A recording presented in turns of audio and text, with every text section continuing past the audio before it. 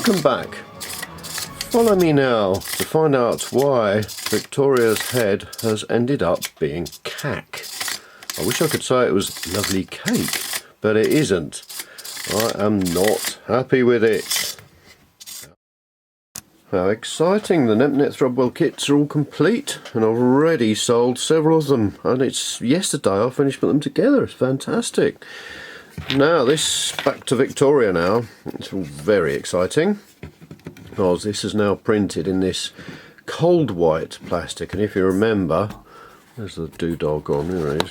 If you remember, it prints upside down, and I think because I cut the top of the head off at a particular angle under her hairline, as I do care about what she ends up looking like, the angle was wrong. It ended up being practically horizontal underneath, so I think it just couldn't cut anywhere. Luckily, as you saw in the previous video, I managed to rescue it with a bit of masking tape just in time. So glad that I checked on it out.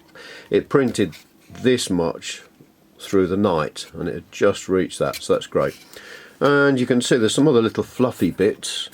It's done remarkably well, but round the eyes where it's been printed over the top of the eye hole, and there's some fluffy bits in the centre, but that won't be a problem. I've got my trusty rounded scalpel, and the other pieces that are printed, that's great, the jaw, but also this piece which supports the solenoid and fits, hopefully, let's just zoom out, it's all getting a bit close, too close for comfort. Hopefully it fits in the two slots. Let's just have a look and see. I haven't tried this yet. Ooh, God, I am very pleased with that. That's amazing. That's slotted in perfect tolerances, not too tight. I think it's at 0.2 bigger than it, or smaller than it needs to be. That's the roof of her mouth with the slots to hold the solenoid. That's brilliant. This sticks down at the back, so I can paint all this black and the sides black, so when she opens her mouth you don't see all sorts of bits of plastic and machinery. I printed these bits, as I mentioned in a previous video, the eye, parts of the eye. I printed them with the option to print the supports inside, which it has dutifully done. So spring them off, they just fall off. It's amazing, they need so little support just as the plastic builds up. But I'll clean them up. There's no friction at all, the support works perfectly, and there is still a gap of about 0.5 millimetre all around the moving parts. That's brilliant. The next thing I've done is to check and push in the two little Lego eye supports, and I've got the eyeballs which I've printed and made up and coloured the front of with the little universal joints as before in the back. This time I've got two of them. Very exciting. If I get a bit of this 3mm brass rod, I mean, they slide perfectly, which is great. I only needed a little bit of drilling out. The 3D printing, because I did so many experiments with different diameter holes, is really good. But if you imagine this is coming halfway through here, it doesn't look like a lot on the camera, but there's a bit of wibble and wobble, and I'm trying desperately not to reduce that. And this side, what I did, because I printed them all whole, think I was cutting up, but what I've just done is to use a drill bit in completely the wrong way and just drill a row of holes at the back. In fact, it's not the wrong way, it's fine. Just to open up a slot at the back. I'm not sure how I'm going to do this finally, but it worked really nicely. And these two brass rods just clicked in. Beautiful. So I'll work out why I can work out a way easily of doing that. I'm always thinking about servicing, because if someone buys one of these, which they hopefully will, to tell customers what to choose from a menu in a restaurant, or what books to choose in a library, or to have your fortune told, or to have some sort of drinking game, or some pub quiz host, or I don't know, there's so many possibilities. It's very exciting. I need to be able to repair things. If something goes wrong, if I fix this in or glue it in, it means that if these wear or something else happens, I always need to be able to take the whole thing to pieces and to get all the salient parts out. And there you have it, the 3 printed new versions. There's a bee and A and C. You can print them on this side, but then it needs lots of support bits and pieces, whereas I've been amazed at how accurately it prints. I mean, that's got, I think it's 57mm high, and I bet you if I just drill out the little smaller hole at the bottom where it adhered to the bed of the machine, I bet you a piece of brass will push straight through. In fact, I might try it now just for the fun of it. Drilled out the little narrow end. Here's a bit of 3mm copper and brass. Let's see what happens. Look at that. I mean, it is unbelievable. I have to say unbelievable at least 10 times every video I make, because with a laser cutter and 3D printer, it is unbelievable. Here's an interesting example of some really bad industrial product design. It's my daughter's lovely little Roberts. Oh, here we are. Roberts, that's a good make of radio equipment. CRCD cube. It's got radio and clock, and it's got a CD player on the top. And recently the hinge broke, which meant if you're really lucky you could just get it to close in the right position and get the interlock switch shut and it would work, but then it got even worse and didn't. So I've done a quick repair on it. I was horrified to find, here's the hinge at the back, you can see there's the lid. If I zoom in, the hinge is now a piece of copper. It's the only thin thing, 1.5mm diameter that I had, and it's going to be strong enough because the hinge is that and that. All it was originally was a titchy 1.5mm lug that was moulded onto the lid, this bit, and just stuck into a titchy little hole in this bit, or vice versa. And here you can see on this side there's the little gear that rubs against another gear with some of that smart grease on to slow up or slow down the opening and closing, and that's where the first fault happened. The first bit that started to downfall, you can see it actually cracked there, and the pin just broke off, and then it started wobbling around. It's not awful though.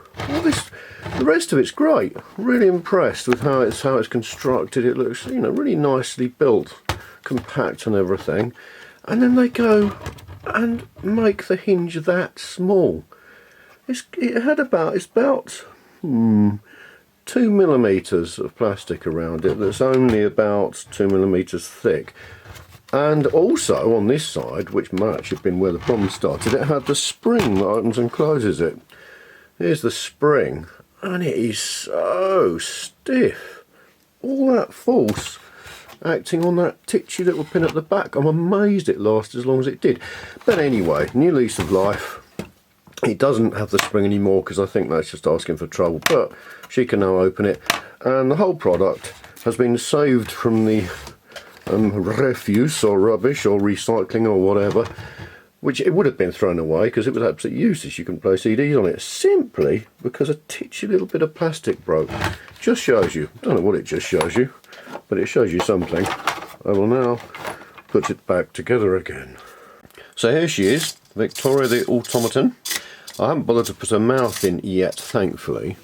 Here's the back of her head with the 3 servo motors and the plethora of overcomplicated linkages, levers and other such like things, which have, to cut a long story short, introduced such a lot of wobble and give and take that it just really isn't good enough. For example, here's the looking left and right. So you've got 2 levers coming down to the super improved IMB, and then the IMB, excuse me, all hands and everything, but IMB, there we are, there's the 2 little linkages that go to the back of the eyeballs. And this one here goes down to C, which then controls, is linked to making the eyeballs look up and down rather than left and right. And the same old arrangement with this one to do the eyelids. And what I've realised is, because everything here has got a little bit of wobble in it, these wobble a little bit, these don't quite fit tightly in the servo horns, so there's a little bit of wobble there, a little bit of wobble on the back of the eyeballs. And by the time you add all those wobbles together, you end up with something that really isn't very reliable. And as you can hear, it's very noisy. Reason being that the inside of the eyeballs, the outside of the eyeballs, is rubbing, is hitting the eyelids.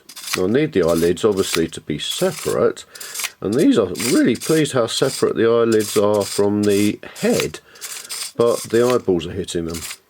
So that's annoying. What I've done as an interim measure, which I am pleased about, let's just switch her off for a second because it's very nice. You can see her eyes don't move in quite the right same direction. They knock in, they sometimes go a bit cross-eyed. The sort of concept is okay, but I'm really not happy with it. So I'll switch her off. Right, I decided to try and print an eyelid that was 0.5 mm thick because the original ones were 1 mm thick. Here's the first attempt. As you can see, it leaves a little to be desired.